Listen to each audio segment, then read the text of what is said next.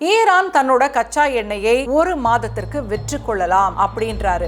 என்னடா அமெரிக்க அதிபர் ட்ரம்ப் திடீர்னு நல்லவரா மாறிட்டாரு, ஈரான் மேல இவ்வளவு கரிசனை வந்துருச்சு அப்படின்னு பாத்தீங்கன்னா, நேற்றைக்கு மத்திய தரைக்கடல் பகுதியில நடந்த ஒரு நிகழ்வு தான் அதுக்கு காரணம். அப்படி என்ன நடந்துச்சு அப்படின்னு கேட்டீங்கன்னா, ஈரானை ஏற்கனவே வென்று விட்டோம் அப்படின்னு சொல்லிட்டு இருந்த அமெரிக்க அதிபர் ட்ரம்ப் இப்ப ஈரான் கிட்டயே எண்ணெய் வாங்கிக்கலாம், ஒரு மாதம் அவங்க கச்சா எண்ணெயை விற்கலாம் அப்படின்னு சொல்றாரு.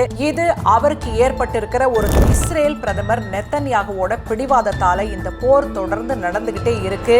இதற்கு இடையில ரஷ்ய அதிபர் புட்டினோட தந்திரம் இன்னொரு புறம். 2026 மார்ச் மாசம் உலக வரலாற்றுல ஒரு கருப்பு மாதமா தான் இருக்க போகுது. காரணம் நம்ம எல்லாருக்குமே தெரியும், வளைகுடாவில் இருக்கக்கூடிய அந்த பதற்றமான சூழ்நிலை. இஸ்ரேலும் அமெரிக்காவும் தொடர்ந்து ஈரான் மேல தாக்குதல் நடத்த, ஈரானும் பதிலடி தாக்குதல்களை நடத்திக்கிட்டு இருக்காங்க. இப்படிப்பட்ட ஒரு சூழ்நிலையில தான் அமெரிக்க அதிபர் ட்ரம்ப் திடீர்னு அதிரடியா ஒரு முடிவு எடுத்திருக்கிறாரு. ஈரான் தன்னோட கச்சா எண்ணெயை ஒரு மாதத்திற்கு விற்று கொள்ளலாம் அப்படின்றாரு. என்னடா அமெரிக்க அதிபர் ட்ரம்ப் திடீர்னு நல்லவரா மாறிட்டாரு, ஈரான் மேல இவ்வளவு கரிசனை வந்துருச்சு அப்படின்னு பாத்தீங்கன்னா, நேற்றைக்கு மத்திய தரைக்கடல் பகுதியில நடந்த ஒரு நிகழ்வு தான் அதுக்கு காரணம். அப்படி என்ன நடந்துச்சு அப்படின்னு கேட்டீங்கன்னா, ஷேடோ ஃபிளீட், ரகசியமாக சில கப்பல்கள் மத்திய தரைக்கடல் பகுதியில போய்கிட்டு இருந்துச்சு. உடனடியா பிரெஞ்சு ஹெலிகாப்டர்கள் அந்த கப்பலை சுத்தி வளைச்சு கேள்வி கேட்டாங்க. அதுல வெளிவந்த ஒரு விஷயத்தினால தான் ஒரே நாள்ல அதிரடியா அமெரிக்க அதிபர் ட்ரம்ப் இப்படி ஒரு முடிவை எடுத்திருக்கிறாரு. என்ன நடந்துச்சு வாங்க பார்க்கலாம். மார்ச் 20ஆம் தேதி வெள்ளிக்கிழமை அதிகாலை நேரம் மத்திய தரைக்கடல் பகுதியில மொசாம்பிக் நாட்டு கொடியோட ஒரு கப்பல் அமைதியா போய்கிட்டு இருந்தது. டெய்னா அப்படிங்கிற பிரம்மாண்டமான கச்சா எண்ணெய் கப்பல் எங்க போகுது அப்படின்னு பிரெஞ்சு கடற்படைக்கு சந்தேகம் வந்துச்சு. உடனடியா ஹெலிகாப்டர்களை எடுத்துக்கிட்டு அந்த கப்பலை சுத்தி வளைச்சிட்டாங்க. பிரான்சோட கமாண்டோ வீரர்கள் அந்த ஹெலிகாப்டர்ல இருந்து கப்பல்ல இறங்கி உள்ள என்ன இருக்குதுன்னு பார்த்தா அவங்களுக்கு அதிர்ச்சி. உடனடியா பிரான்ஸ் அதிபர் இம்மானுவேல் மேக்ரான் அங்க என்ன நடந்தது அப்படிங்கறத எக்ஸ் தளத்துல வெளிப்படுத்திட்டாரு. ரொம்ப கடுமையான பதிவையும் போட்டிருக்கிறாரு. இந்த கப்பல்லாம் வெறும் சரக்கு கப்பல் கிடையாது, போற காரணமா வச்சு லாபம் சம்பாதிக்கிறவங்க அப்படின்னு வெளிப்படையா சொன்னாரு. சர்வதேச சட்டங்களை மீறி ரஷ்யா போருக்கு நிதி திரட்டுற இந்த நிழல் கப்பல்களை நாங்க விட்டு வைக்க மாட்டோம் அப்படின்னு இம்மானுவேல் மேக்ரான் ரொம்ப கோவமா அந்த பதிவு போட்டாரு. ரஷ்யாவோட முர்மன்ஸ் துறைமுகத்துல இருந்து எகிப்து நோக்கி போய்கிட்டு இருந்த இந்த டெய்னா கப்பல் கிட்டத்தட்ட 1 மில்லியன் பேரல் கச்சா எண்ணெயை ஏத்திக்கிட்டு போச்சு. இது பிடிப்பட்டது புட்டினோட ரகசிய பொருளாதார சங்கிலியோட ஒரு முக்கியமான கண்ணி உடைஞ்சதா சொல்லப்படுது. ரஷ்ய அதிபர் புட்டினோட முகத்துல பெருசா ரியாக்ஷன்லாம் பார்க்க முடியாது. மேற்கத்திய நாடுகள்லாம் அவர் மேல பொருளாதார தடையை விதிச்சப்ப கூட அவர் ஒரு புன்னகையோட தான் அதை கடந்து போனாரு. அந்த புன்னகைக்கு பின்னாடி இவ்வளவு பெரிய விஷயங்கள் நடக்குது அப்படிங்கிறது இப்பதான் உலகத்துக்கு தெரிய வந்திருக்குது. அவர் ரகசியமா கச்சா எண்ணெயை தேவைப்படுறவங்களுக்கு வித்துக்கிட்டு இருக்காரு அப்படின்ற குற்றச்சாட்டு இப்ப எழுந்திருக்கு. இதனால யாருக்கு என்ன பாதிப்புன்னு கேட்டீங்கன்னா, அங்கதான் அதிபர் ட்ரம்புக்கு பயமே வருது. டெய்னா மாதிரி நூத்துக்கணக்கான பழைய கப்பல்கள் ரஷ்யா கிட்ட இருக்கு.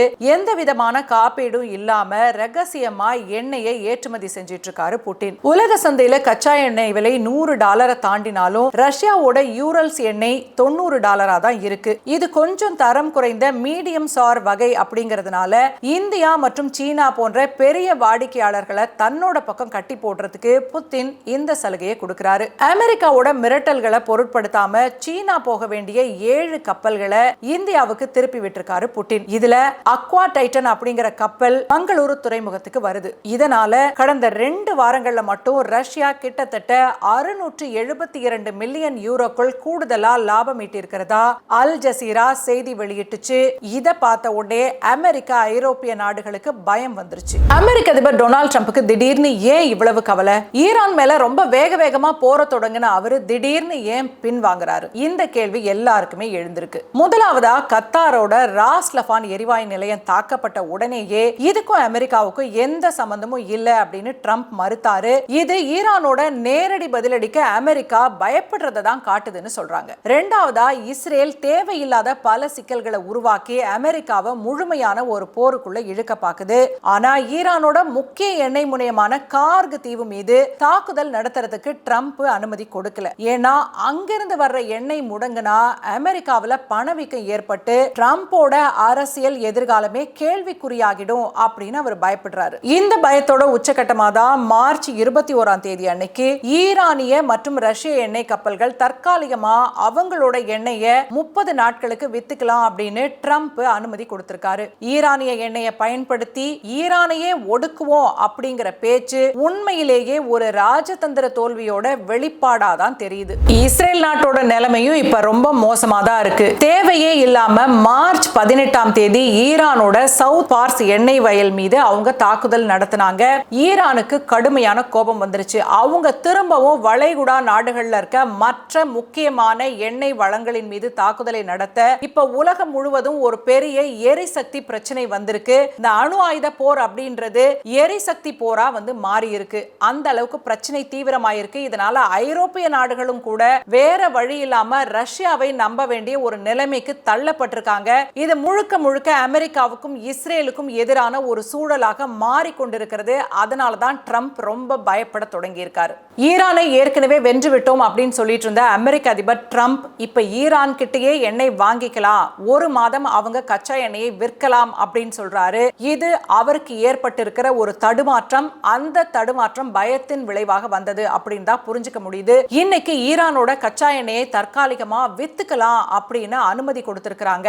இது ஈரானுக்கு கிடைத்த ஒரு வெற்றியாக பார்க்கிறதா, இல்ல இப்ப ஏற்பட்டிருக்கக்கூடிய சூழலை ரஷ்யா பயன்படுத்திக்கிறதுனால அமெரிக்கா பயந்து போயிருக்குதுன்னு சொல்றதா? எதுவா இருந்தாலும் இஸ்ரேல் பிரதமர் நெத்தன்யாகுவோட பிடிவாதத்தால இந்த போர் தொடர்ந்து நடந்துகிட்டே இருக்கு.